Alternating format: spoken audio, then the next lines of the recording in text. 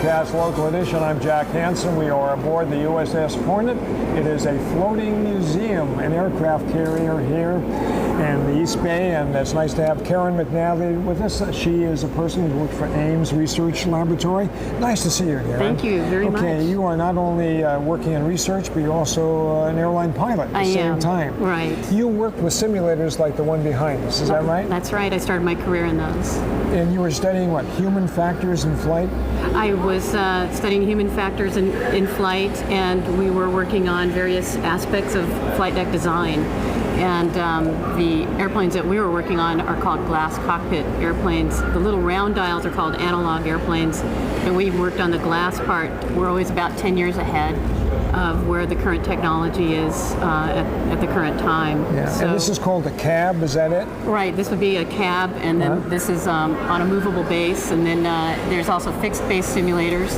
And but the ones we have at Ames have 6 degrees of freedom of motion on them, and they even have N numbers, registration numbers, authorized by the FAA. So when you're flying a simulator at NASA or at a lot of the airline training centers, you're flying the actual airplane. Wow. And so with a motion base like this one's a step down from that, so that you can't actually log the time on this kind of a simulator. Yeah. When you were in your research, you were trying to find out the effect on pilots and how they reacted to certain different situations. Is that correct? Stress and so forth? Right. We run the gamut. We have people in research on one side of the house, and then we have the people in the simulator facility who can make the dreams of the researchers come true. So the researchers are interested in everything from fatigue and seeing how pilots operate when they're very sleepy. We've had people get into just the personalities on the flight deck, cockpit resource management. Then we've gotten into the actual dials, where we worked on the traffic alert and collision avoidance system, which is required to be on all aircraft now. And we worked on that. That was one of my first projects about 14 years ago. So whatever the researchers are interested in, then the facility that I worked in translates what it is that the researchers need, and they put it in, they write it out in code for the running the simulator, running the motion base and everything. And the relationship of this is to make sure that the pilots who are on those airplanes are of the right personality, the right ways of making decisions and so forth under the stress conditions. Is that right? Right. It's something that we do where then we release it to the public. It becomes public domain. And so the research that we do can be utilized by the airlines. Any airline can take control of it and use it in their own way, or help supplement what their ideas are using our research. Okay, so any of the airlines could take that research and apply it to their own pilots and their own examinations they have for people who are potential pilots for them then. That's correct. So it's, of course, public safety involved, and as well as protection of the airplane and pilots themselves. Right. Yeah, do a lot of people wash out in these situations? I mean, when you take people and put them in simulators, do you find personalities that just can't handle it? Well, it was interesting. It wasn't my work at the time, but my division chief was Dr. Charles Billings, and he actually did notice that some people were washing out in a problem that they were doing. I think they were reenacting an accident that occurred in Oregon, where a Boeing 707 literally ran out of fuel. It was a perfectly operating airplane. It ran out of fuel. And Dr. Billings wondered about the personalities of these gentlemen who were flying, and it was just in the back of his mind. And he was doing some other research in our simulator when he noticed the same aspects, the same conflicts were occurring again. And then he and another gentleman, Dr. Clay Fouché, and another man, John Lauber, realized maybe these conflicts are contributory to accidents and incidents that we have. So in a backward kind of way, at Ames Research Center, that's how it was one of the places that CRM came into being, and it's something that every airline uses now. And to bring about public safety. To bring about public safety and work better as a team. Great to see you, Karen. Thank Thanks you very much for being here. It's Comcast Local Edition. I'm Jack Hansen aboard the USS Hornet in Alameda.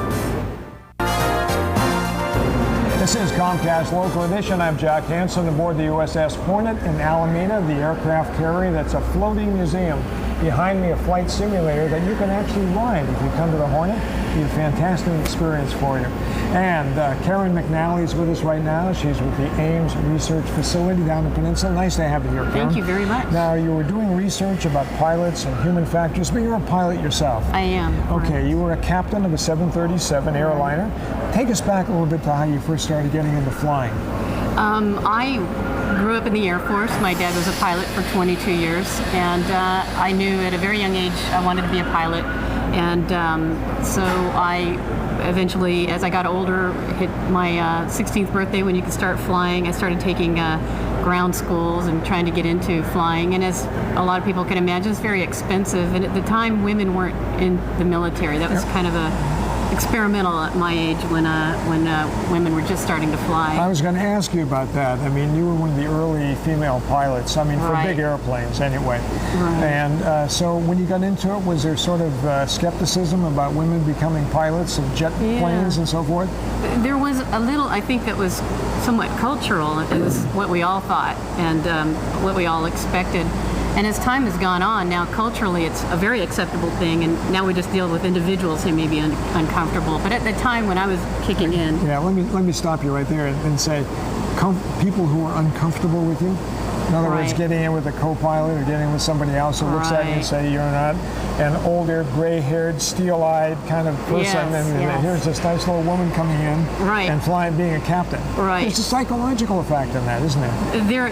there can be. Some people are very excited when they see me in the terminal, and I've had people come up to me and ask, "Are you my pilot today?" And they're very excited. And then there are times when somebody might not be so excited.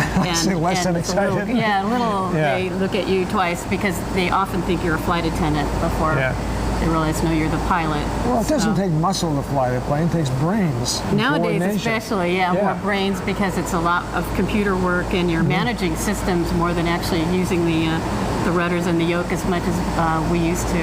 And so it is much more of a managing and an ability to program and to monitor what's going on. Yeah, well, we had to mention to the people might not know, a 737 was a tri-engine, three-engine jet plane that held, I don't know how many people. I've flown in them a number of times. The 737 is the 737. 2-engine, 27 is the 3-engine. Oh, yeah. So that plane you flew, there's a lot of responsibility involved in that. So There when you is. get on the plane, you say, "Hi, this is your captain," and the people sort of have a reaction to that, did they, or what?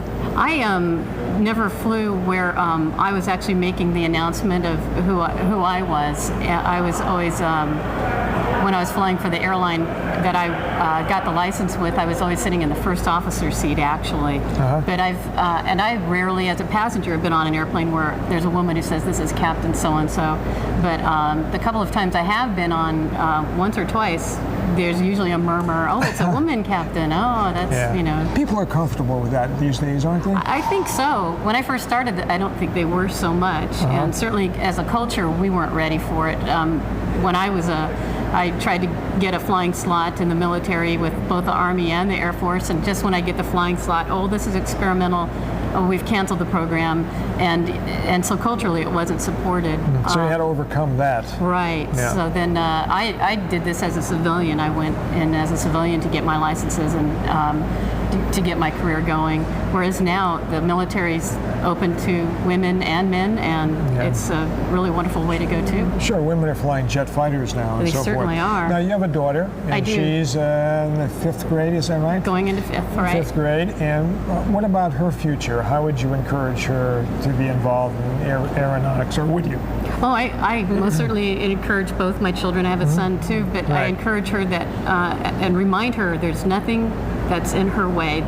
If she wants to do something, she can do it. And Yeah. I think culturally that, at least in the United States, we support that, and that nothing is really a barrier to her and what she wants to do. And if she wants to be a pilot, that would be great. That would be great. Well, you've led the way. Nice seeing you, Karen. Thanks very much. That's Comcast Local Edition. I'm Jack Hansen aboard the USS Hornet. Thanks for joining us.